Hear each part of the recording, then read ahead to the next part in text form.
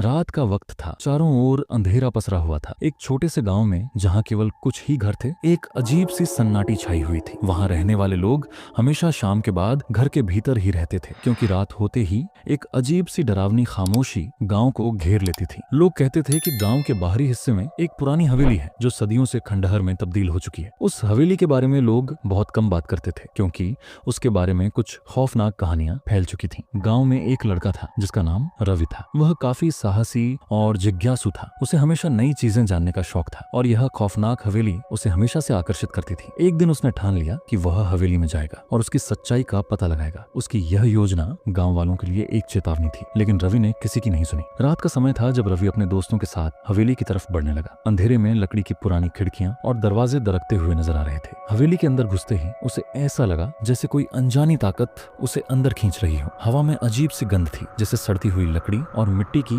मिलीजुली महक। उसके कदम धीरे धीरे और धीमे हो रहे थे, जैसे कोई अदृश्य शक्ति उसे रोकने की कोशिश कर रही हो। वह भीतर घुसते ही एक कमरा देखता है जिसमें एक पुरानी सी किताब रखी हुई थी। रवि ने किताब को उठाया और खोलने का मन बनाया। जैसे ही उसने पन्ने पलटे, हवा में अचानक से शोर होने लगा और कमरे की दीवारें जोर से कर्रा कर्रा करने लगी। रवि ने घबरा कर किताब को छोड़ दिया और कमरे से बाहर भागने की कोशिश की, लेकिन दरवाजे ने जैसे उसे पकड़ लिया। दरवाजा खुद ब खुद बंद हो गया। अब रवि को एहसास हुआ कि कुछ सही नहीं है। उसके साथ कुछ अजीब हो रहा था। हवा ने तेजी से उसका पीछा करना शुरू कर दिया। अचानक कमरे के कोने से एक बूढ़ी आवाज आई, तुम मेरे वश में हो। रवि घबराया हुआ पलटकर देखता है तो वहां एक काले लिबास में महिला खड़ी थी, जिसकी आंखें पूरी तरह से काली हो चुकी थीं। वह महिला धीरे धीरे उसकी ओर बढ़ी। रवि की आत्मा जैसे सिहर गई, लेकिन वह उस काली शक्ति से बचने के लिए दौड़ा। बाहर जाने के लिए उसे कुछ रास्ता नहीं मिला, क्योंकि हर दिशा में अंधेरा और शोर था। वह कमरे में वापस भागता है और उसी किताब को फिर से खोलता है। इस बार कुछ समझने की कोशिश करता है। अचानक एक पन्ने पर लिखे शब्द उभरने लगते हैं, जो इस हवेली में घुसेगा वह कभी बाहर नहीं निकलेगा। रवि की सांस रुक गई। वह समझ चुका था कि वह अब उस रहस्यमय महिला और उस हवेली से बच नहीं सकता। तभी अचानक उस महिला की कंठ से